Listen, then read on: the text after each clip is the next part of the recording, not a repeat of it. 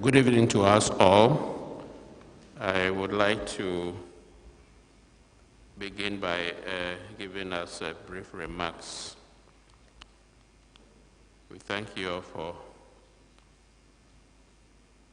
accepting the invitation to come this evening to the Ghana Academy of Arts and Sciences for this inaugural lecture.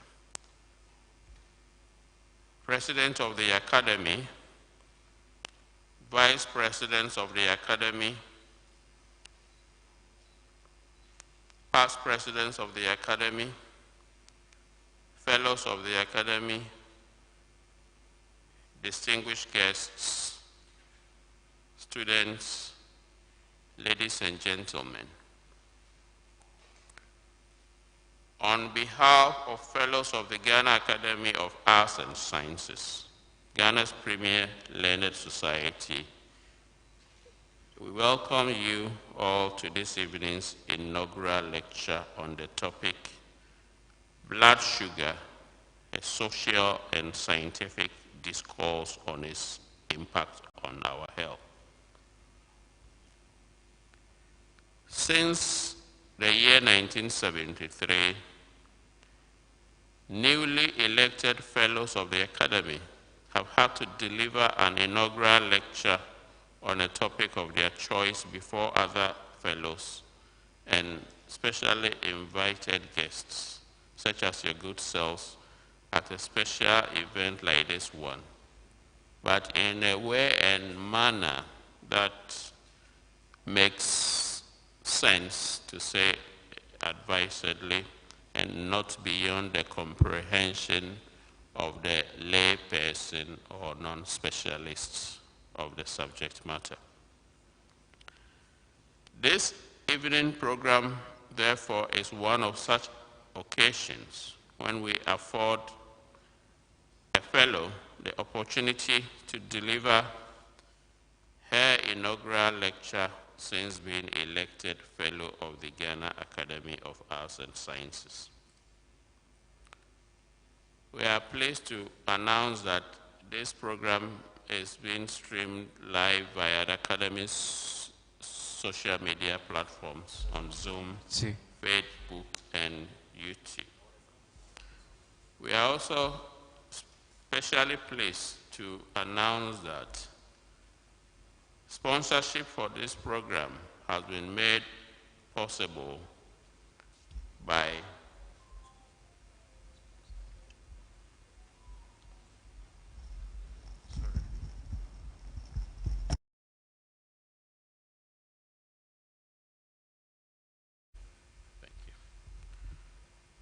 So,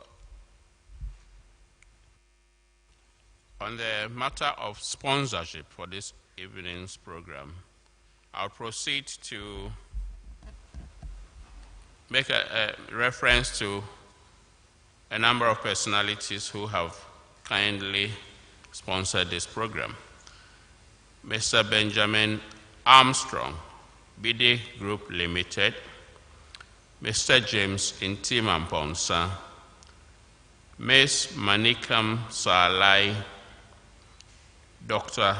Irene Opaitete and family, Reverend William Oiredu, Mr. Philip Young, Dr. Patience Dankwamoni, the Holy Child College of Education, Takoradi.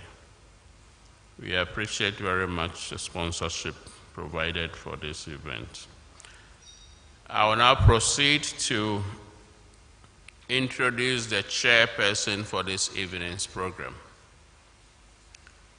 Our chairperson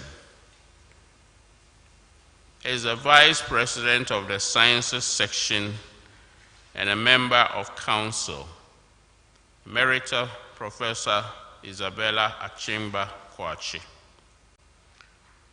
Professor Kwachi is a professor of immunology and parasitology, University of Ghana. She is also a fellow of the African Academy of Sciences.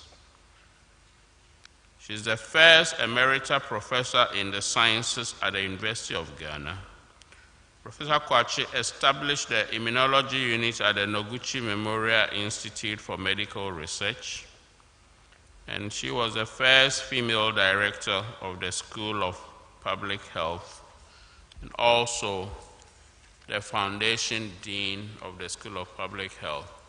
Professor Kwachi was the first female dean in the College of Health Sciences in the University of Ghana. She's a former UNESCO chair for women in science and technology in the West African region. She won the 2014 African Union Kwame Nkrumah Award for Women in the Sciences. Professor Kwachi is the 2019 laureate for the Clara Softmide-Ludlow Award by the American Society of Tropical Medicine and Hygiene. And Women's World recognized Professor Kwachi in 2021 as one of 7 women in science who have changed our world for the better. I believe at this point we would give a round of applause. So, ladies and gentlemen, without further ado, I would introduce to you our chairperson for tonight's event, Professor Isabella Kwachi.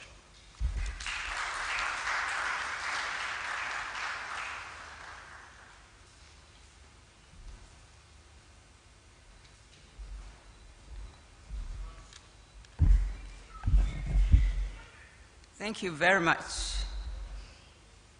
Assistant Honorary Secretary, Professor George Obingeji, for your kind words. President of the Ghana Academy of Arts and Sciences, past presidents of the Academy, fellows of the Academy, fellows online, invited guests, ladies and gentlemen, students, media, good evening to you all. My task is a brief one. That is to introduce the speaker for the day and to provide a brief profile of all her accomplishments. Her scholarly discourse will be on food and the glycemic index. So our speaker for the evening, this evening's lecture, is no other than Professor Mrs. Sarah Darkwa, FGA. And she is going to talk to us. Her title is On Blood Sugar, a Scientific and Social Discourse on its Impact on Our Health. Now for her brief accomplishments. Professor Mrs. Sarah Darkwa Ne Opai Tete is a professor of food science in the Vocational and Technical Education Department, VOTEC, of the University of Cape Coast.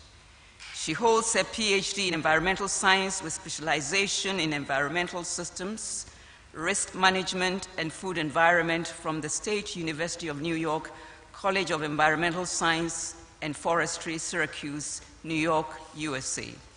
She also holds an MPhil in food science from the University of Ghana, Legon.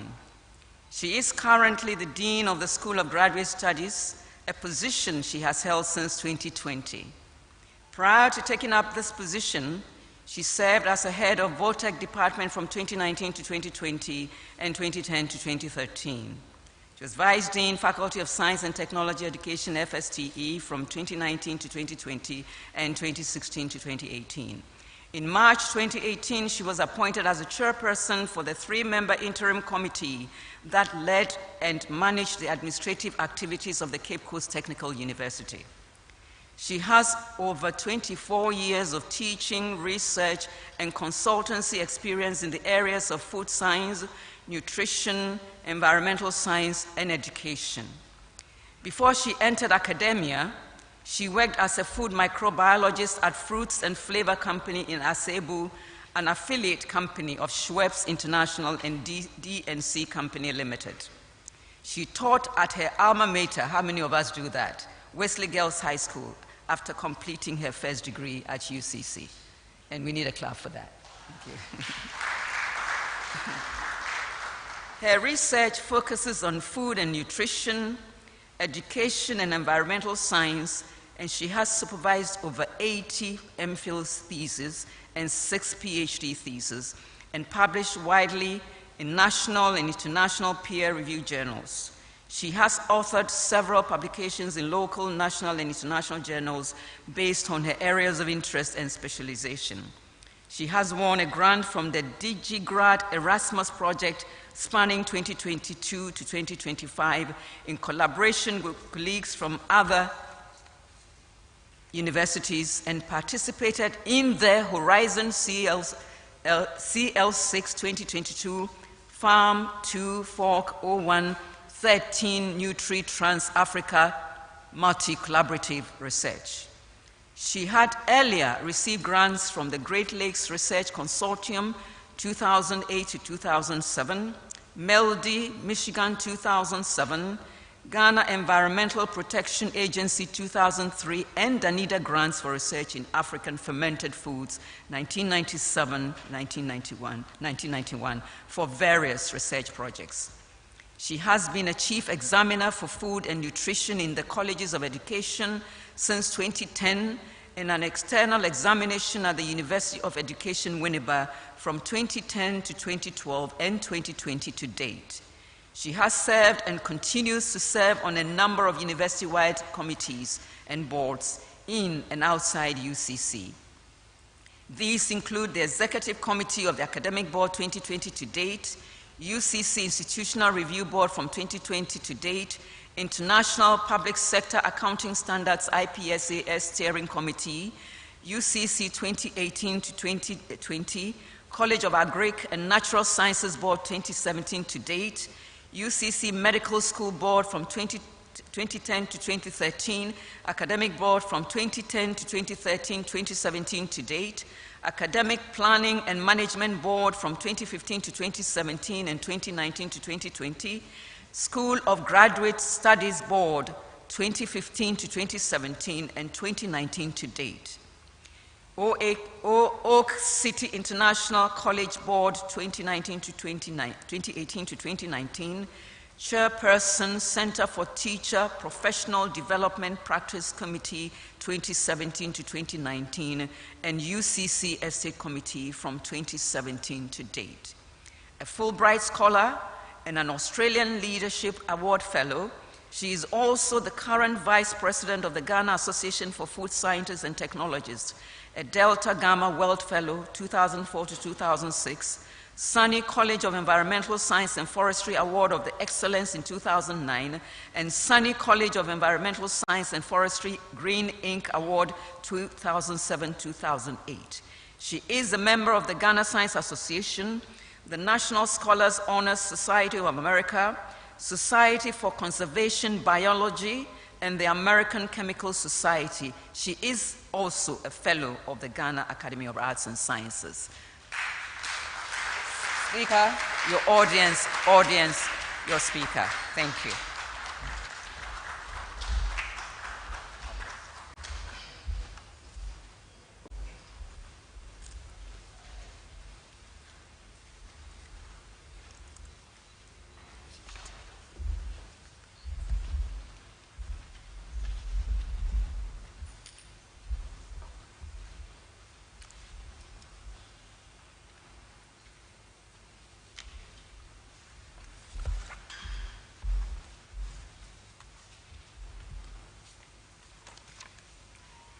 Thank you, Chairperson.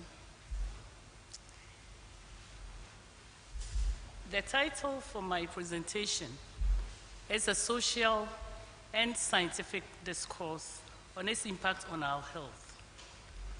Blood sugar, a social and scientific discourse on its impact on our health.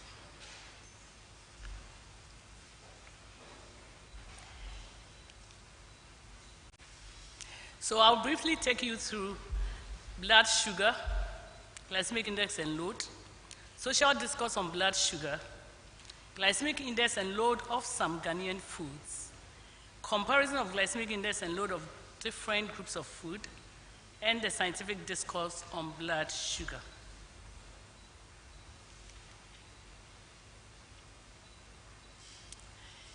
This is how my story starts. As I prepared for this lecture, I did a lot of reading. And during my reading, I came across a case of a 20-year-old lady who was diagnosed of diabetes in 2020.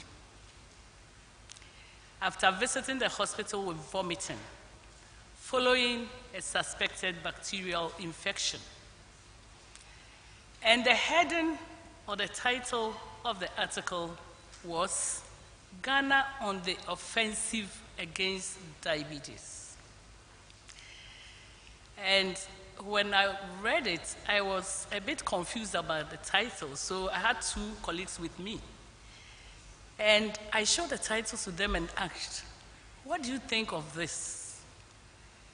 And one said, why offensive? And the other said, the offensive may be too strong a word. But they all said that when they hadn't read the article. And so I gave the article to them to read. And after reading, one agreed, the other still felt offensive or too strong a word. In Ghana, there are about 2.4 million people living with diabetes, and approximately 7.5% of adults have the type 2 diabetes. There are basically three types of diabetes. The type 1, which is people who are born with it, type 2, lifestyle as you grow, type 3, gestational when you're pregnant. In May 2022, Ghana joined other World Health Organization member states to set global targets for diabetes as part of recommendations to strengthen and monitor diabetes responses within the National Non-Communicable Disease Program. World Health Organization, Ghana Ministry of Health, and the World Diabetes Foundation have agreed to develop and implement a joint integrated project in Ghana and Uganda. And the aim is to reduce the negative impacts of the disease and ensure that people living with diabetes have access to equitable, comprehensive, affordable, and quality treatment and care.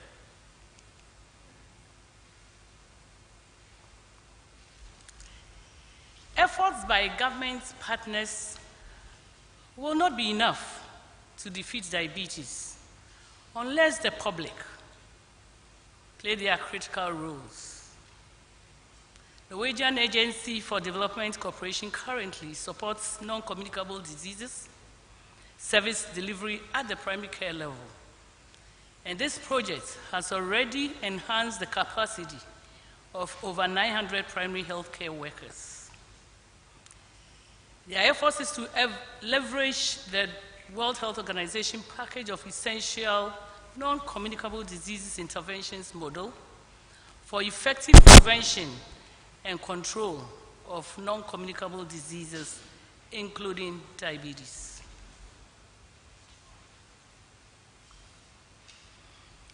Basically, when we talk of blood sugar, we are talking about the sugar in our blood that is utilized for energy. And we also know that carbohydrates make important energy, macronutrients, micronutrients, phytochemical, and bioactive contributions to dietary patterns.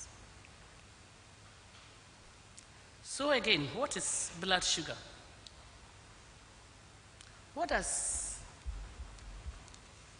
the society know about blood sugar? Anytime we take in any carbohydrate food, it is digested and glucose is produced from it. It is the glucose that moves to our cells, muscles, and other organs to be utilized effectively. Some of this glucose is converted to glycogen and stored in the liver to be utilized during fasting and starvation. So we cannot talk about blood glucose without mentioning the hormone insulin and the organ that produces the insulin, the pancreas. Let's remind ourselves of how hormones work, just like enzymes do, the key and lock system.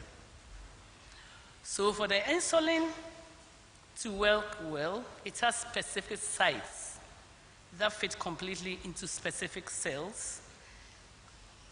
And the size of these cells are called receptors in our body for utilization. So it means then that any time your body is not producing enough insulin, or it is producing but it's not being utilized because it cannot fit completely onto the size of these cells, the sugar will be hungering around in your blood. What is nutrient adequacy? It is important that we follow dietary guidelines which are more reliable and a more reliable way to ensure nutrient adequacy. I remember somewhere last year, a friend sent me a copy of the Ghanaian dietary guidelines, which Professor La mentioned in his presentation 2 weeks ago. I was excited. I felt great, at least knowing that Ghanaians finally have such an important resource. With the emergence of the concept of glycemic index in the 1980s, the understanding of the physiological effects of carbohydrates was established. And we all know that adhering to dietary guidelines is known to reduce the risk of non-communicable diseases such as diabetes. As we go on, we'll get to know what exactly glycemic index is, glycemic load, and glucose response. When we say insulin sensitivity, it is when our cells respond well to insulin. Then we say these cells are insulin sensitive. And we also know that high quality nutrient dense foods are equally rich in vitamins, minerals, and other nutrients important for our health. When we talk of blood sugar, your fasting blood glucose, which is usually taken between 8 to 12 hours, should be between 3.9 to 5.6 millimole per liter, or 70 to 100 milligrams per deciliter. And for adults, 5.0 to 7.2. Sugar. It's okay. Children, 13 to 19, 5.0 to 7.2. But children who are younger, 6 to 12, could have 5.0 to 10.0 ml. So now, let's look at what glycemic index is. Basically, it is a numerical system of measuring how much of a rise in circulating blood sugar that a carbohydrate triggers. So anytime you eat carbohydrate foods and they are digested, it produces sugar. And the rise is the glycemic index. When the glycemic index concept was introduced in the 1980s, it survived because prior to that, people living with diabetes had limited carbohydrate food sources to choose from. A lot of people were told you are not supposed to eat cassava, you are not supposed to eat gari. But with the emergence of glycemic index concept, people got to know that different carbohydrate foods add different sugar to our blood. And that was good news. But as time went on and as more research, we realized that that alone did not really help, because there were some glycemic index, foods with low glycemic index, that could still give that rise. So further research brought about glycemic load. And the glycemic load is the product of the food and the quantity of available carbohydrates in a serving of that food. And it was calculated by dividing the glycemic index by 100 and multiplying by the available carbohydrates in grams. For example, when you take watermelon, different books quoted from 72 to 75 that I've seen, it has a high glycemic index, but the carbohydrate content is only 6. So if you calculate the glycemic load, it gives you 4.32, which is approximately 4. Okay, so this is just a little calculation to help us understand exactly what I'm talking about. So for example, if you take black velvet, yoi, 100 grams of yoi gives you 42 grams of glucose. And to determine the glycemic index of foods, we use human beings, people who do not have diabetes, who do not have any glucose intolerance. And our reference is using oral glucose, so 50 grams. So for every food, you calculate how much will give you that 50 grams, so that after you feed it to the individuals, you take the 0, 30, 60, 90. It is believed that by 2 hours, 120, it would have given whatever rise peak and it will start falling. So that's how the calculation is done.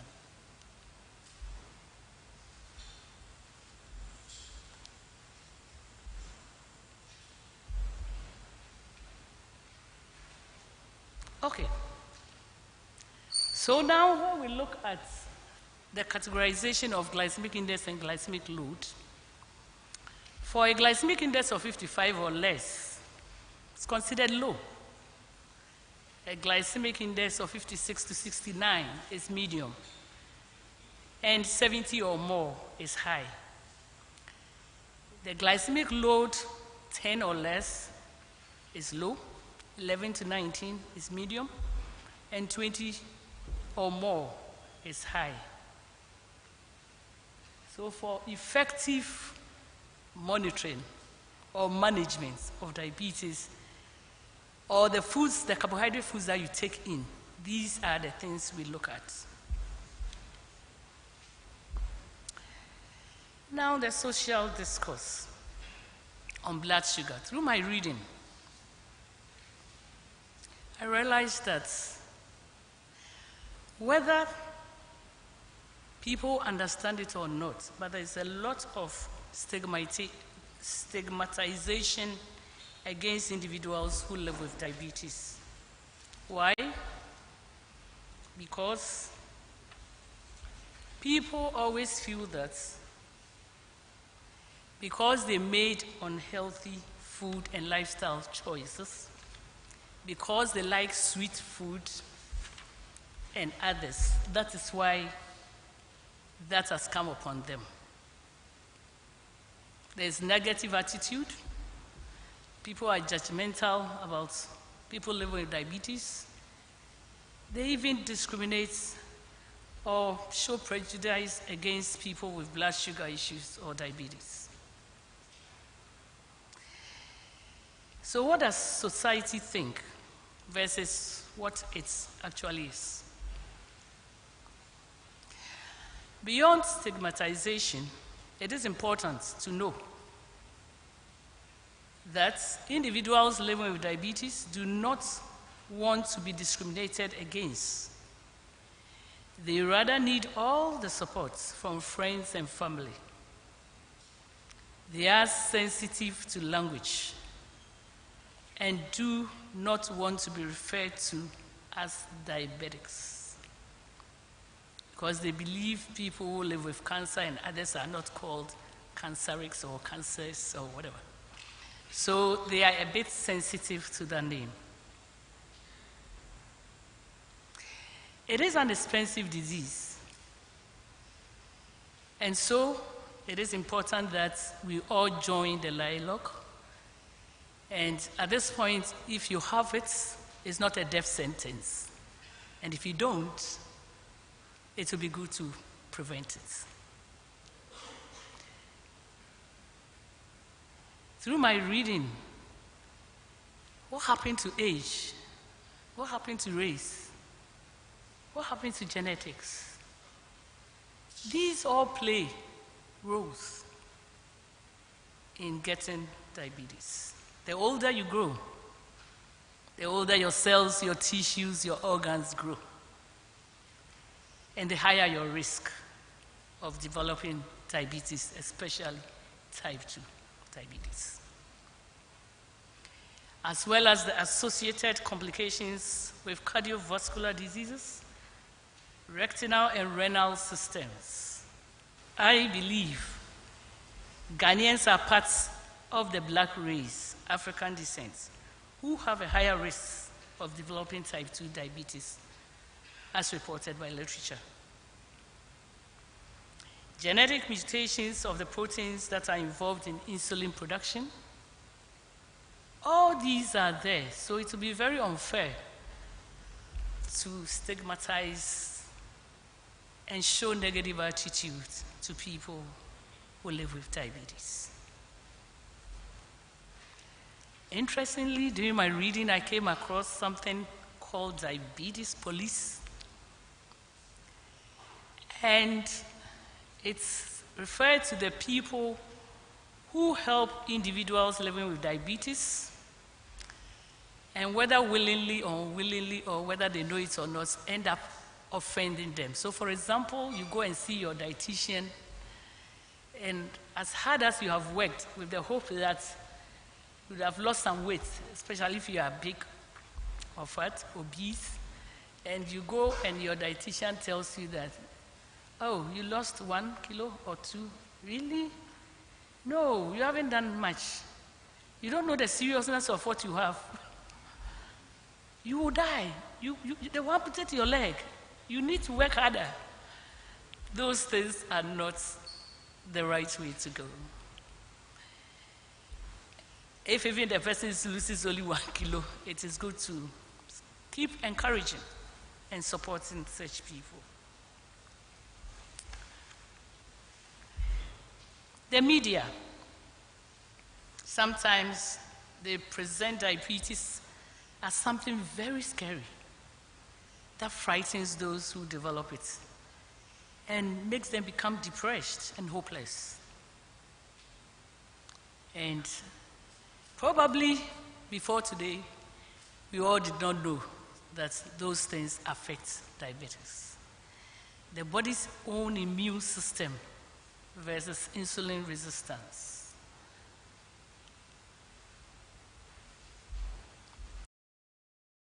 Sugar in a baby's brain is called ADHD.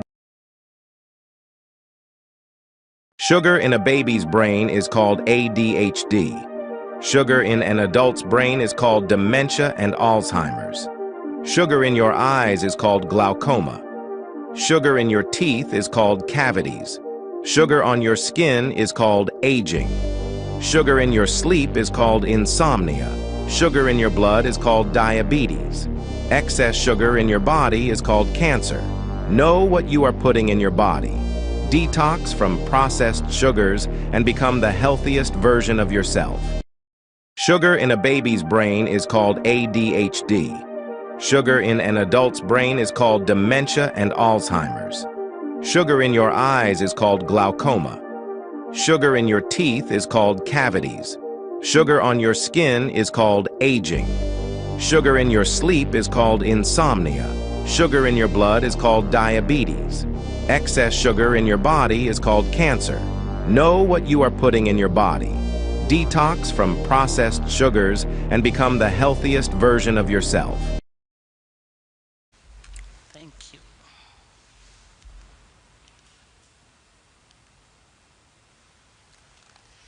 So the media uses scare tactics, sensationalism to describe diabetes epidemic. Yes, diabetes can be disturbing, but it is not a death sentence. It's not necessarily a death sentence. It could be a life-altering or life-changing moment for those who get it. But once you manage the disease well, you can live a normal life for a long, long time. I had an auntie who was diabetic who lived to 96.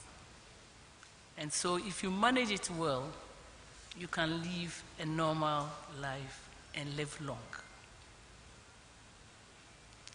So once again, I know that for healthcare professionals, because they know the dangers and the complications, get worried.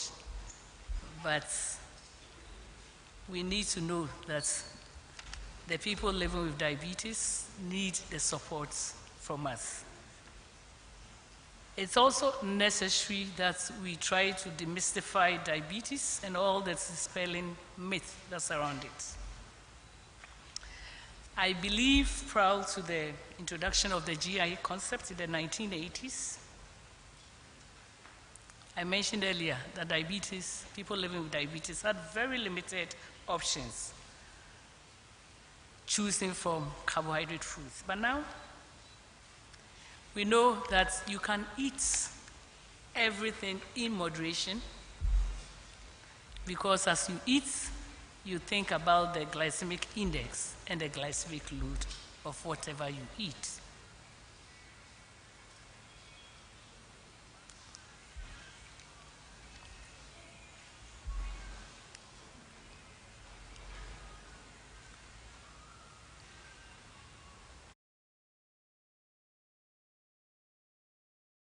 That's right, Jonathan. Today we're discussing foods. That's right, Jonathan. Today we're discussing food. That's right, Jonathan. Today we're discussing foods such as honey, maple syrup, stevia, and agave that people use instead of table sugar. And some believe these natural options are healthier than regular table sugar. But are these natural alternatives actually better for us than table sugar? Well, as always, the answer is not straightforward. And I think the facts will surprise you, Jonathan. Amazing. Let's dive in. So, Sarah, take me inside your house on a Saturday morning. Does your family use any natural sugar alternatives? Yeah, on weekends, I might have pancakes with the kids with honey or maple syrup on them. Well, it seems actually, Sarah, that you've picked two household favorites, because we did some research and it turns out that honey is the most popular spread in the UK, more popular than jam or jelly, as our colleagues in the States would say. And in the US, more than 5 million gallons of maple syrup are produced each year. Other popular natural sugar alternatives, as well as honey and maple syrup, include pureed fruit like bananas, dates, agave syrup, and coconut sugar, which is made from the sap of coconut palm tree and is essentially the same as palm sugar. And I've heard of stevia, I feel like more often recently as well. Is that a natural alternative to sugar? So technically it is, and this is because stevia is derived from a very sweet-tasting South American plant. It's actually more than 200 times sweeter than sugar. It's not something that we've historically eaten, and it goes through many, many steps to process the final stevia extract.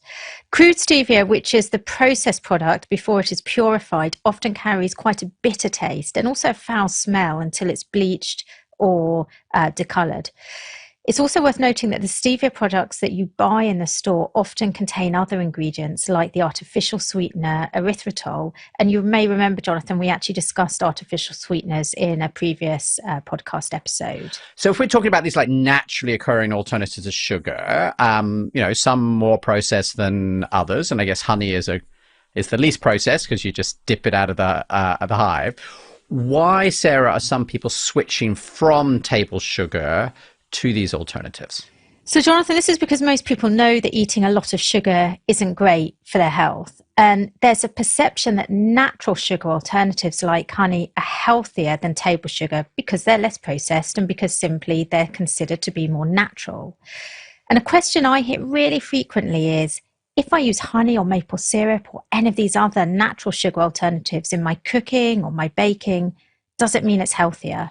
So before we talk about those alternatives, can we actually maybe start with the beginning of that question, which is, isn't table sugar itself natural?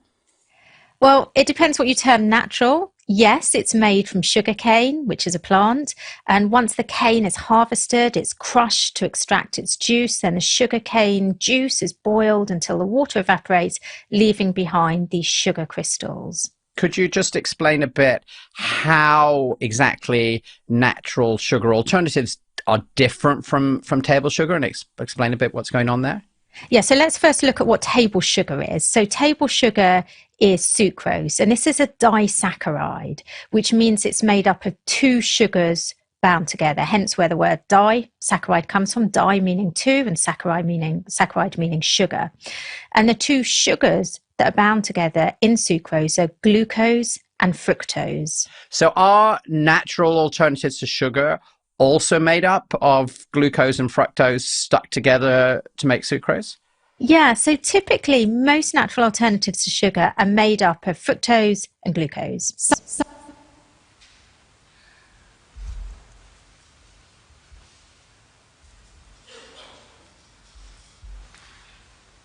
Thank you.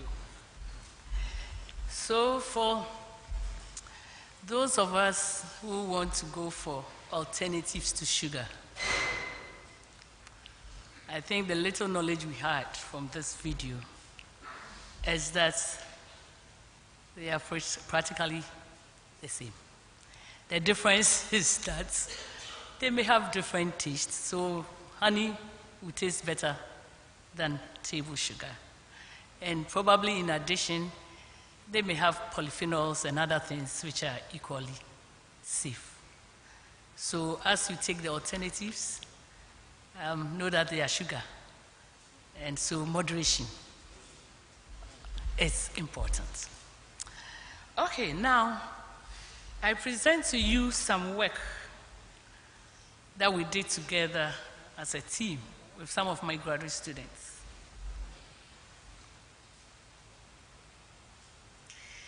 We looked at some Ghanaian roots and tubers. We've categorized them into root and tubers and plantain.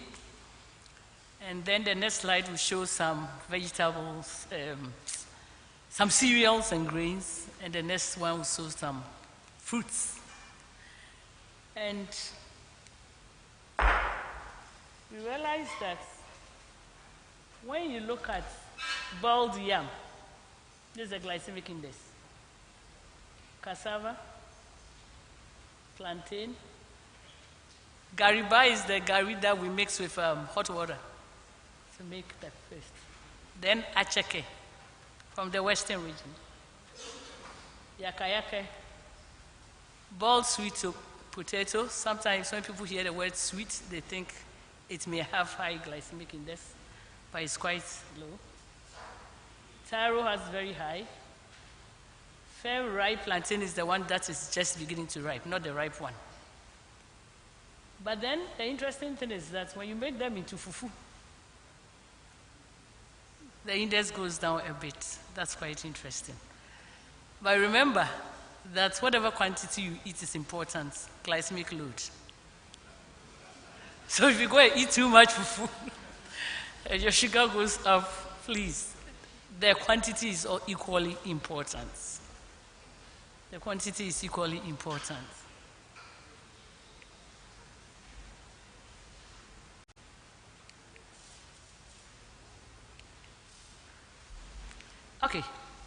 So for this table, the etzel is the banku without cassava, and the 135 stands for the days of fermentation. Interestingly enough, when you ferment it for 1 day and you make your etzel, the glycemic index is similar to day 5. Day 2 is quite high. Probably the microbiologists can help us. The fermentation process, the microbes and whatever they are breaking down peaks along the way. And the glycemic index is quite low. But the load is high. So it's good to eat, but moderation. So Safi Wodeme, the ever dry corn maize. Then the maize porridge, the ones that when we were growing up, our parents, our mothers would make for us. The millet, Tom Brown, brown rice, polished rice. We have the polished local rice, the ones we buy from Akachi, etc. And then the perfumed rice. And you see that these are quite low. So let's try and enjoy our Ghanaian foods. They are quite good.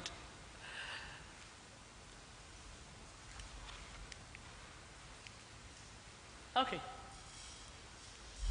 So we delved into looking at some fruits that are not too common, but they are Ghanaian fruits. As we go along, I'll show you some pictures. The hawk plum, the African star apple. You realize that these are quite low. Soursop, alungutungu, is medium. Tamarind, all these are low. So you see, we have good fruits that we can equally eat. But once again, their glycemic load is quite high. So once again, moderation.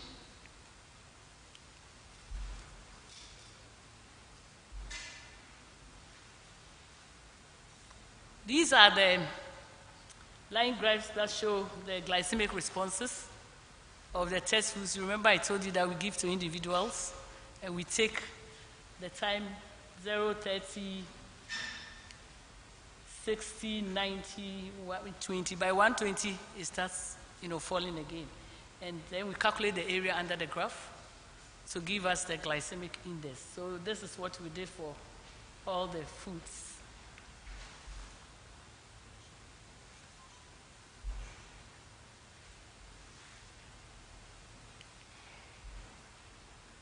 These are the yam fufu, the cocoa yam fufu, etc. We did the same for them.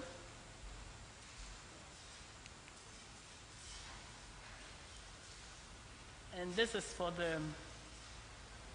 the banana, the different varieties of banana, ladyfinger, najungu, and Cavendish. The same. The first one is the OGTT, is the oral glucose. So that's the standard that we run the rest against.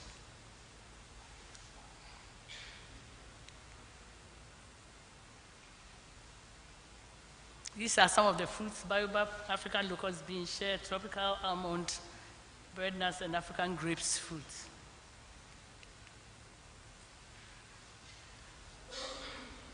Cashew, grapes, peanuts.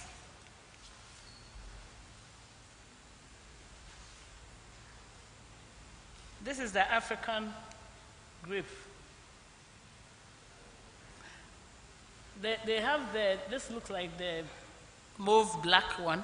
They have green type too from the north. That's some of my students brought down. I haven't checked yet to find out whether it's just peculiar to the north or you could get it in other savanna areas. But they taste really good. African locust, the soursop, and the tropical almond.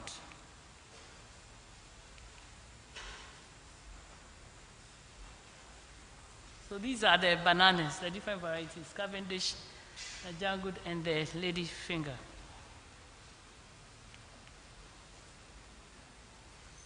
Okay. In the first video, you realize that there was a statement like, watch what you eat. Whatever you add to your food contributes something to the food. So these are figures that are documented. This is not my work. They are documented, but I wanted us to have a feel of what it means to say whatever you add to your food contributes something. So you see that these are spices. These are spices: basil, ginger, cinnamon, sesame seeds, vinegar, garlic, etc. They are also contributing some GI. But although I haven't done much work on the artificial spices that these days they advertise on TV every day, you may want to go back to what our parents did when we were growing up and use the natural ones so that they provide you with lower glycemic index.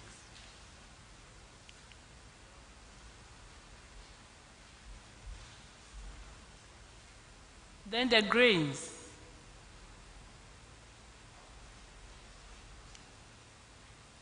As for oats, we all know that oats is quite low. And one interesting thing we found is that rice jasmine rice, the jasmine rice, that particular one brand has 60, which is quite lower than the ones that we studied. Those ones were 72 and above. Okay. Then the vegetables. Broccoli, I know it's not local, but these days with all the malls around, you can easily lay hands on broccoli.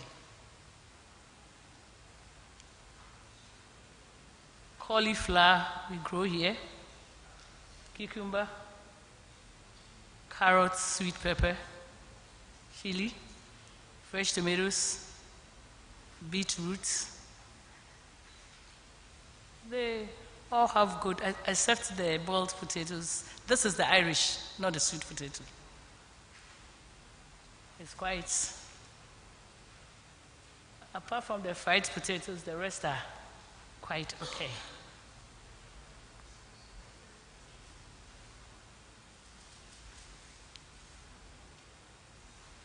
Then the fruits.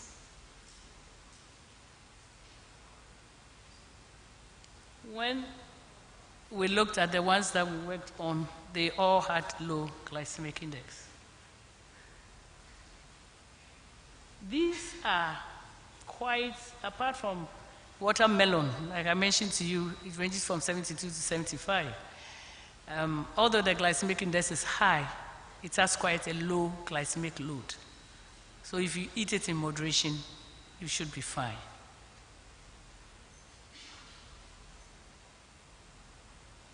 Okay.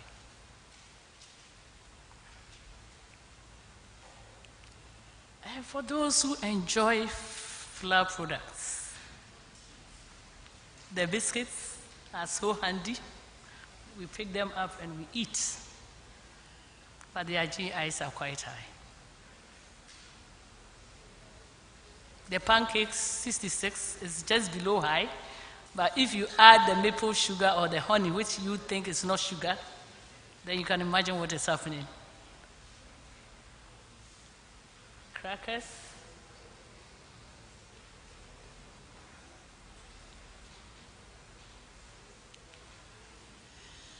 Okay, so this is what we did. We tried to find out, pick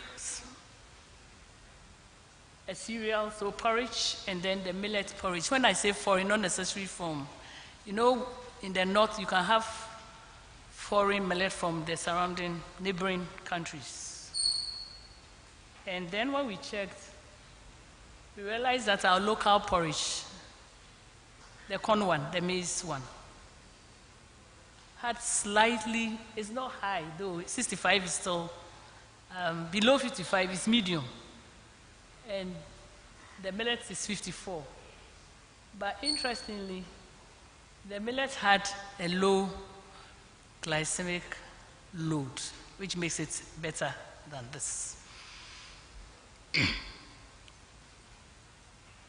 Then our local rice and brown rice. So if you look at it, but interestingly, their loads were comparable. So once again, in moderation, they are good to go.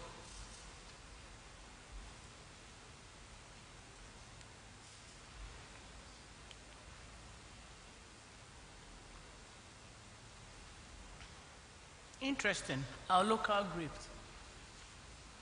Very good. GI. And equally good. GL. But we are not eating them.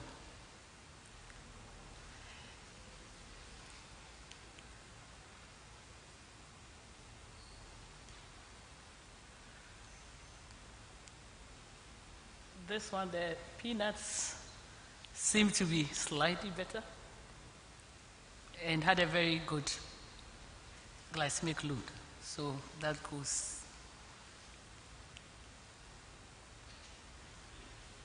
The local almond and the foreign almond. Low glycemic, but had a higher glycemic load compared to the foreign one.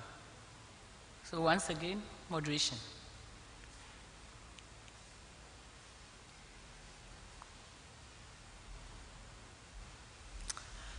So now we'll continue with our scientific discourse. Earlier on, I mentioned that glucose, even our bodies produce some amount of glucose in addition to the glucose that we obtain from our food. We talked about the production of insulin by the pancreas and the sensitivity of our cells to this insulin.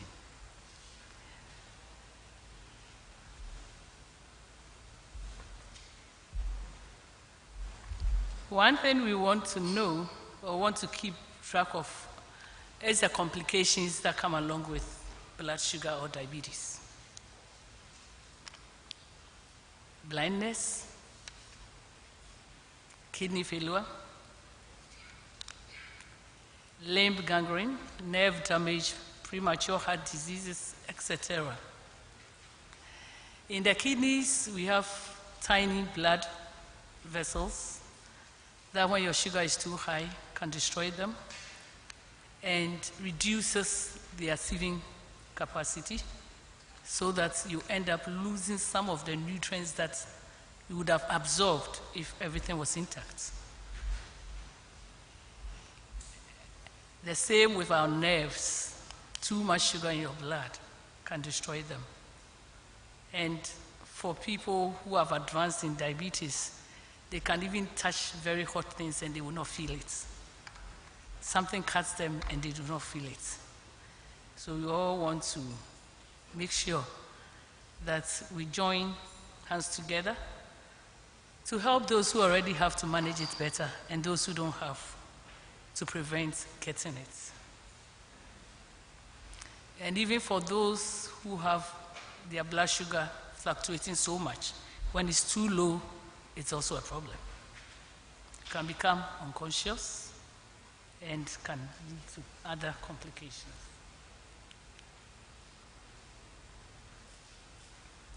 It's always better, the community nutrition approach, preventative, is always better to prevent. So you put in place preventive measures like minimizing the amount of carbohydrate foods you take, eating more of plant-based foods, vegetables. Fruits are good, but I always tell people that they contain sugar. And so as you eat them, because of the vitamins, the minerals you get, and the fiber, you still want to eat them in moderation.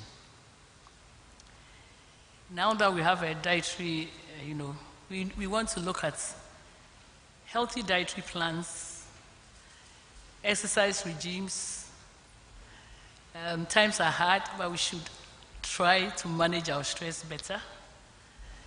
And all join in educating people about diabetes. When I started with my story, the 20-year-old girl said she knew about diabetes, but until she ended up in the hospital, she realized that she didn't really know. She thought, she had heard, there's something called diabetes, etc.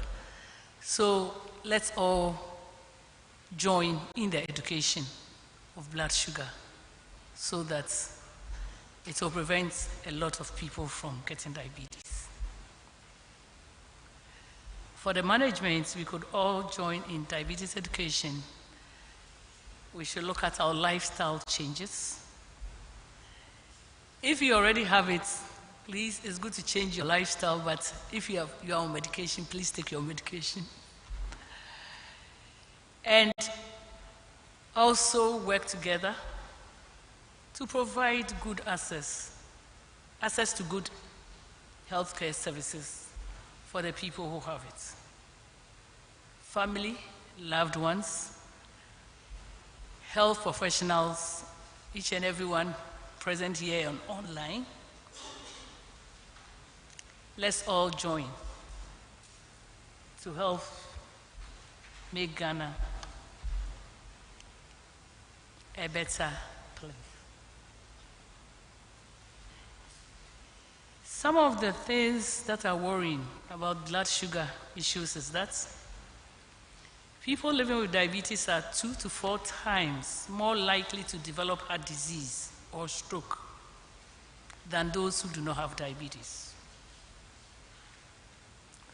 They have comorbid conditions like high blood pressure, obesity, elevated cholesterol levels.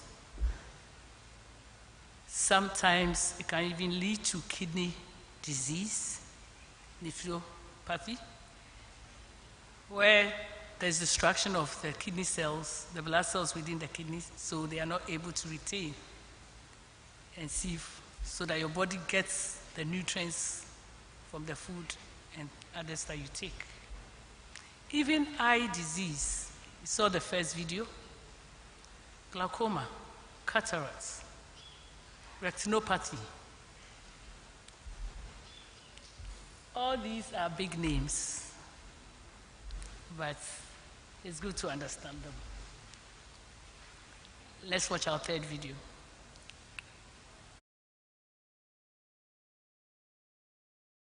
Diabetes. Definitely you need a healthy plant-based diet. Diabetes. Definitely you need a healthy plant-based diet. But what else do we need to do? We should, every time you go for a meal and you're a diabetic, as you put your fork down, you should get up and go for a walk. Get up and go for a walk. What does that do? Well, as you're walking, you're using the big muscles in your body. Those muscles will absorb sugar very quickly. And so it will keep your blood sugar levels quite low. You then don't need to release a lot of insulin to deal with the sugar. And that means your cells can become insulin sensitive again. Insulin sensitivity is the opposite of diabetes. It can actually cure diabetes. I've told you quite boldly that anybody with type 2 diabetes does not have to live with it. Type 2 diabetes is completely reversible. Type 1 is more difficult, but type 2, completely reversible. So you do not have to live with it. Change your lifestyle and get rid of it.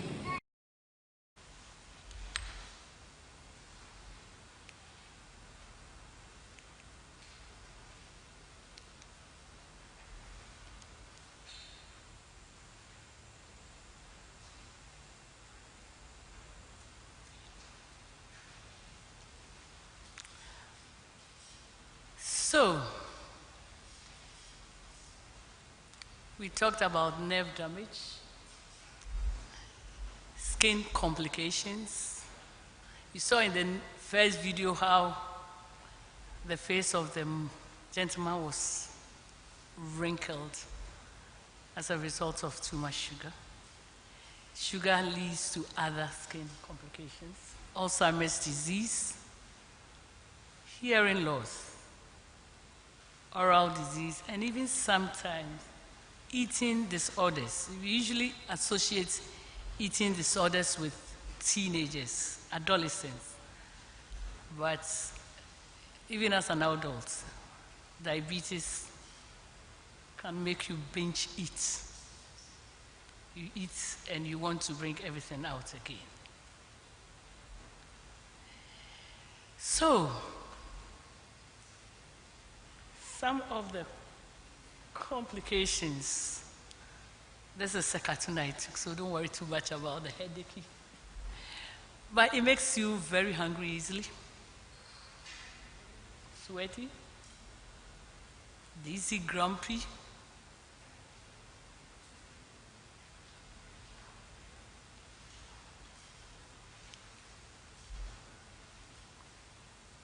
And when you look at the complications that come with diabetes,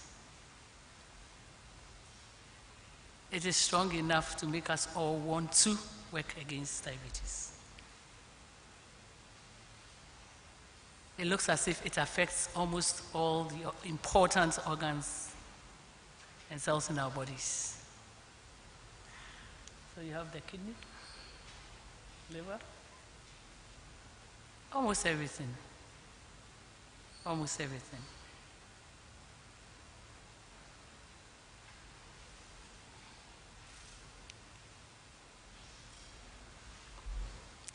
So what is my take-home message?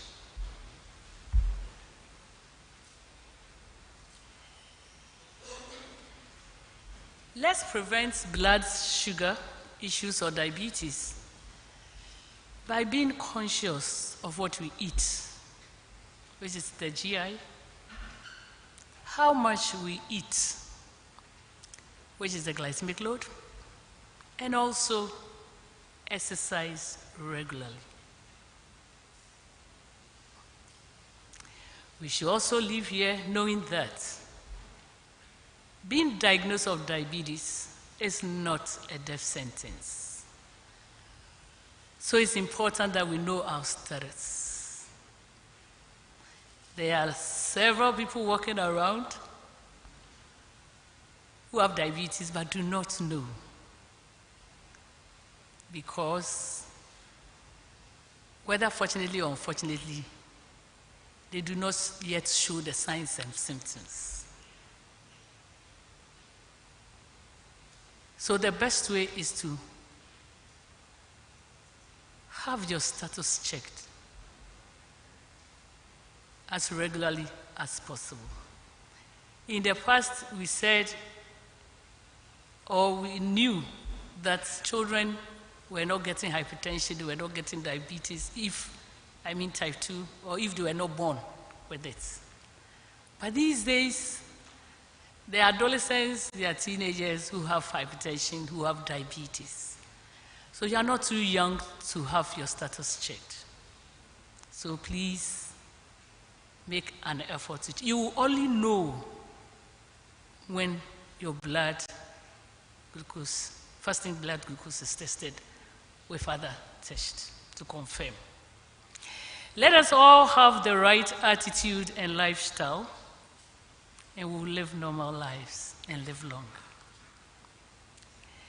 Let's continue with both the social and scientific discourse. And diabetes will no more be offensive in Ghana, as the title of the article I read said.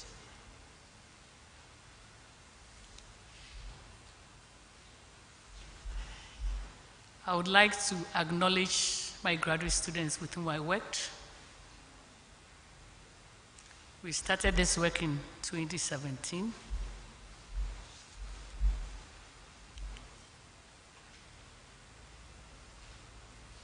Till now, we are still working.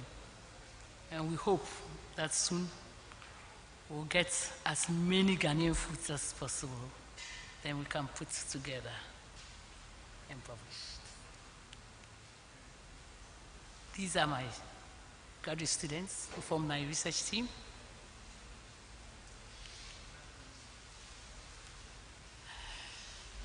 I would like to thank God for how far He has brought me. I would like to thank my chair and all members of the Ghana Academy of Arts and Sciences. To Professor Victor Gajipo, I say God richly bless you for nominating me to the Academy and encouraging me through the process till today. Prof, thank you. Before I end, I would like to acknowledge and thank the following. Every member of the University of Cape Coast who made it here this evening to support me. The staff of the School of Graduate Studies, University of Cape Coast, my colleagues from the Department of Vocational and Technical Education, UCC, management of UCC, especially my own sister, the Director of Finance, and the Director of Audit, for coming to support me this evening. Thank you. Miniabia.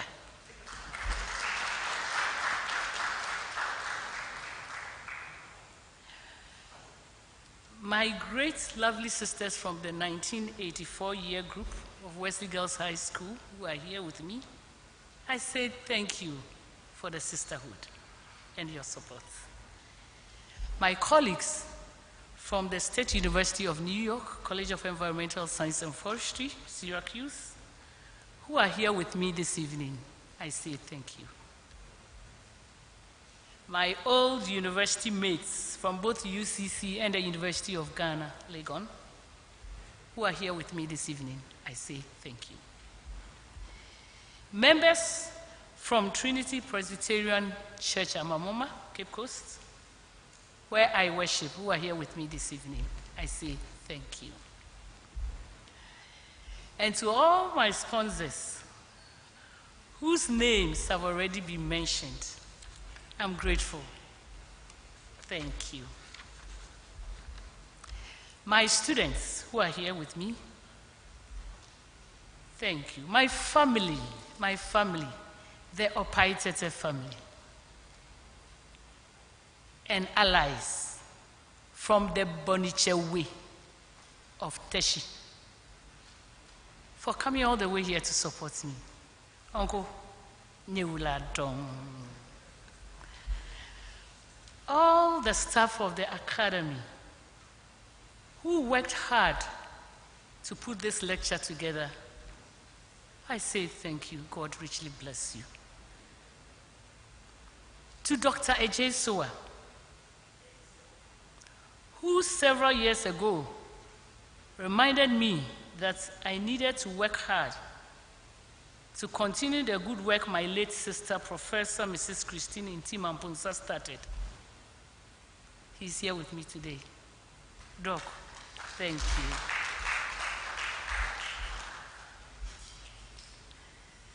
To everyone who spent time with me this evening,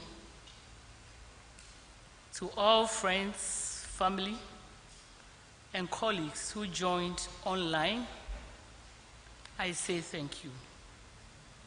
Last but not the least, I say a big thank you to my husband, Dr. Alfred Darkwa,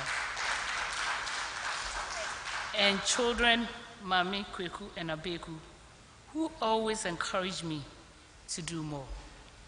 God richly bless you all. And to my big sons, Kwame Nimo, and the allies, my lawyers, and to all of you, I say thank you. Thank you. Thank you.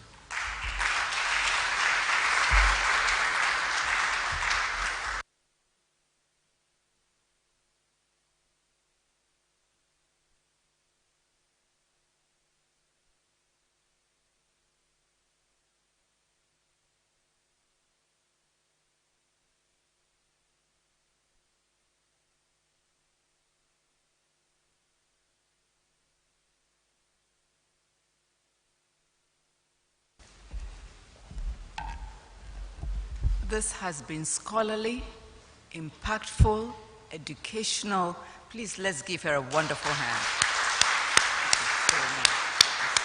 Thank you so much. Thank you so much. And with this level of intense scrutiny of a subject that we're all very familiar and we're fearful of. How can I even begin to summarize? But I can just pull out a few snippets that I gathered, which I hope you'll agree with me. It's been quite educational. Started off with blood sugar and the fact that what you eat is what ends up to be the sugar that may cause you problem or not. So the scientific and social discourse of blood sugar, and to know that there are at least 2.4 million people living with diabetes in Ghana. Now that is quite a lot. That is quite a lot to swallow. But it's good to know that WHO with Ghana Health Service and the World Diabetic Society have teamed together to try and put out processes that would help encourage individuals to manage and eventually for society, so that the scientific and the social discourse to make people realize that having diabetes or high blood sugar is not a death sentence and it's manageable. And especially, I think the best thing I learned that if you've got type 2 diabetes, it's curable. So, that is the best message. That with type 1, you have some genetic components and that could, but with type 2, it's up to you that you can help cure your type 2 diabetes. So that is one very good message that, I got from here. So it's up to us to reduce the negative impact of diabetes.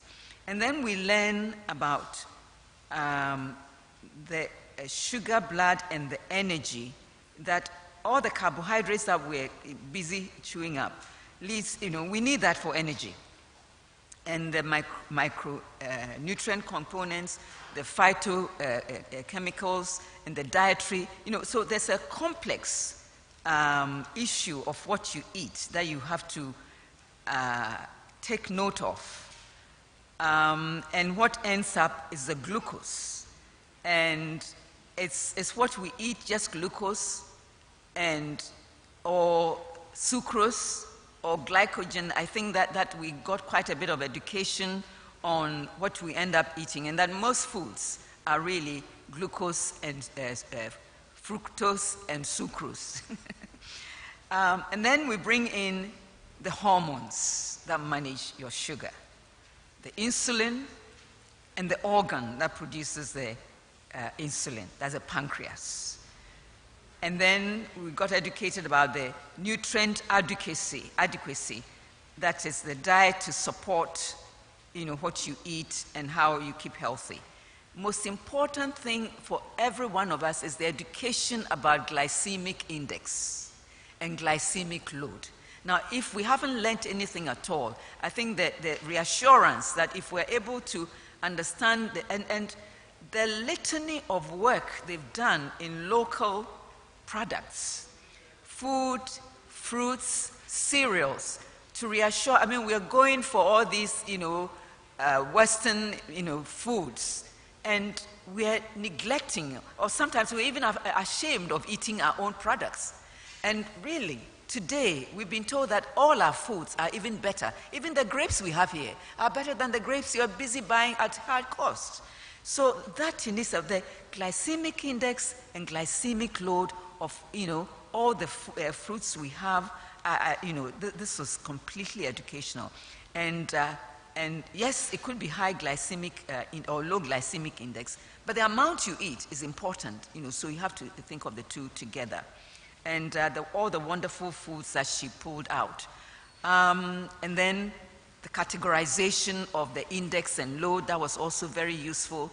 And then the social discourse and the real problem that we all have to contribute to is the stigmatization of diabetes. In fact, when you listen to, they said this person has diabetes, and it's almost like, it's a leper, So I think that social stigmatization is what we all have to help individuals with diabetes. And the role, we know that there's role of age, race, genetics, all impact. And the fearful thing, really, if you don't take care of your blood sugar, the complications that arise is quite frightening. All the organs are impacted, the eye, your glaucoma, really. So it behoves all of us to really begin to think of what we're putting in ourselves, because what we put in ourselves is what impacts on our blood sugar. And so healthy, you have to have a healthy diet plan. And then exercise. And management is management, and your lifestyle changes. When you're diabetic, we should all, we have a village research site at Pont-on-Sea. And with Professor AGB Amwa, we did risk factors for diabetes and hypertension. And a whole huge population, unknown, were diabetic and hypertensive. So, and these are people who could easily keel over. With that, screening of the village individuals, both adults and children, realized that people walking around with diabetes and had no idea they were diabetic and no idea were hypertensive. And diabetes leads to hypertension and all the cardiac impact. So really, all of us should be mindful of checking our diabetic status and managing our lifestyle. So her take-home message is know what you eat, exercise, and continue with the social. There's a big social component in all of us helping our diabetic individuals to manage their status. And that if we all work together, diabetes will be no more, and we will have a better world. So again, once again, congratulations for this wonderful. Thank you so much. Thank you.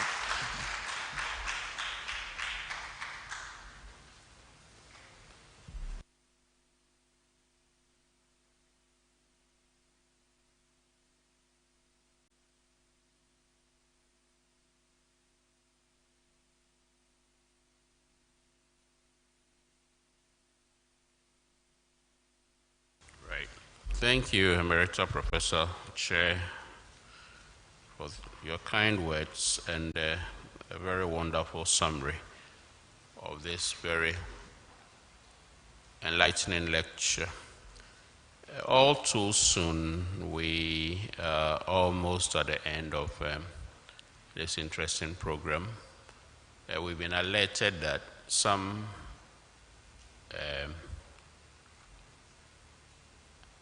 a group would like to make a presentation to our honorable speaker, so you are welcome to do that.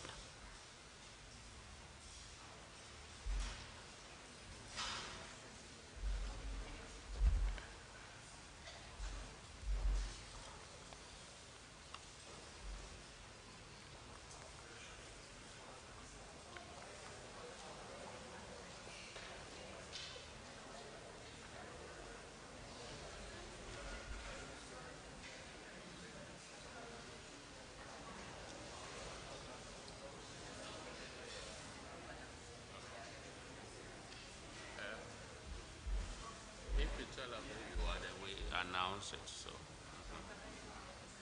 yes, please. Yeah,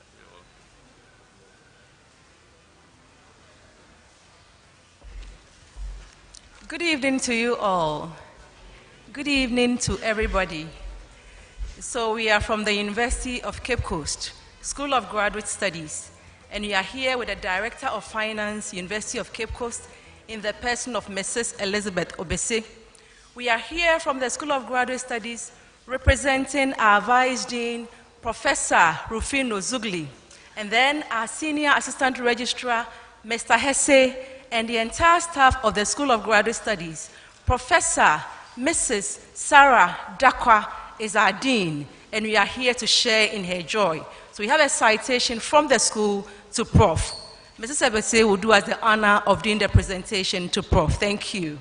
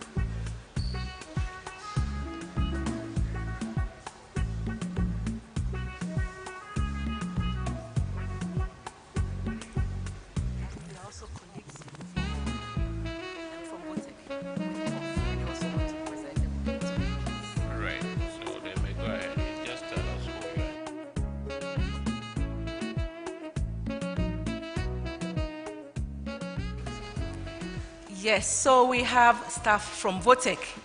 They are colleagues who work with Prof in the University of Cape Coast, and they are here with their beautiful bouquet to present to Prof. Aren't you lucky, Prof? Please go ahead and do the presentation. Thank you.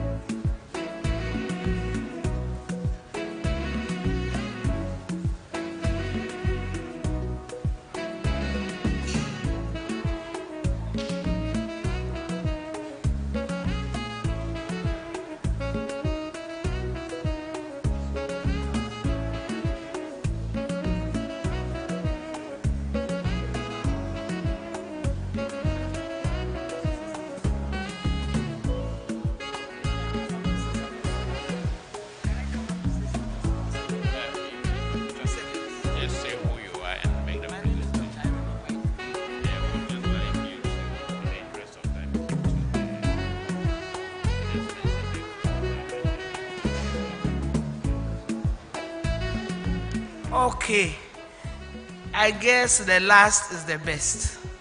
This is the family. The Opaiteters, the sowers, the soldiers, and all our family from Teshi. We are grateful. Thank you.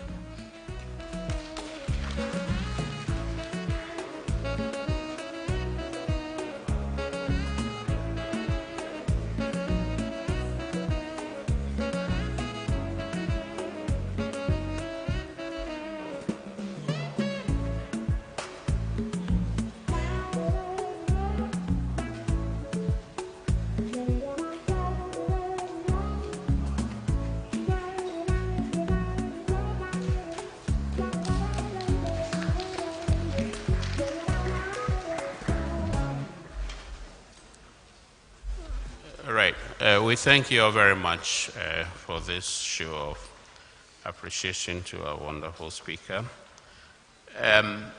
As we normally do, we would also like very much to appreciate the presence of our young colleagues, the future of Ghana. Today we are privileged to have the presence of Accra Academy.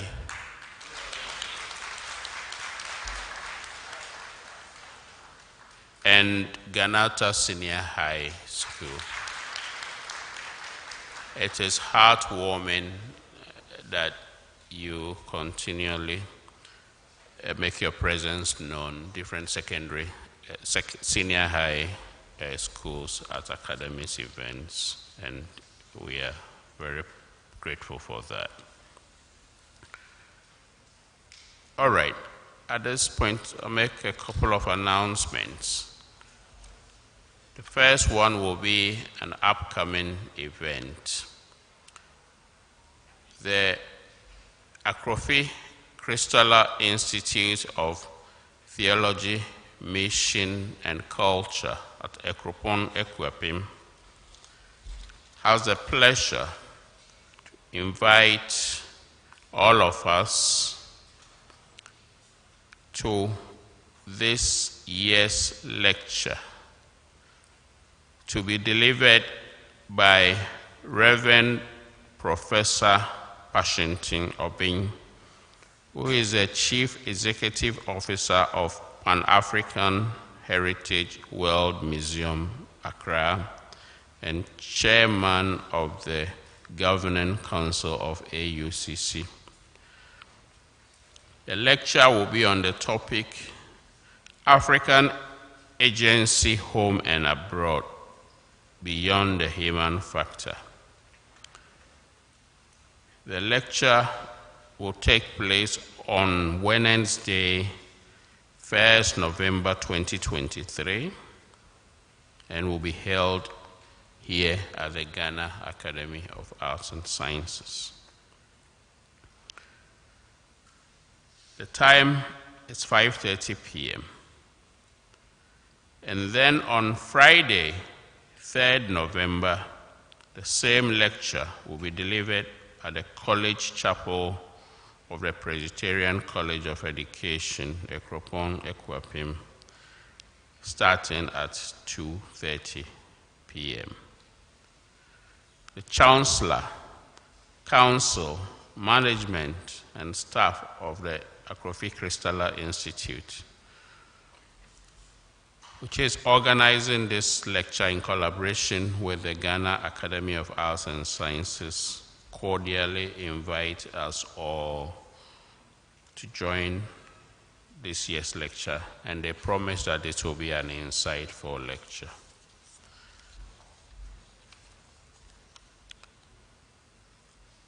Second announcement, we are informed that refreshments will be available after this program in the foyer, and fellows of the Academy, as usual, in the Fellows Lounge. For our students, we are informed, and we are informing you that your own refreshment has been packaged, and this will be available for you in your bus so that you can get back to your school in time. Thank you very much. At this juncture, I may respectfully ask that we all stand up as the chair and the speaker.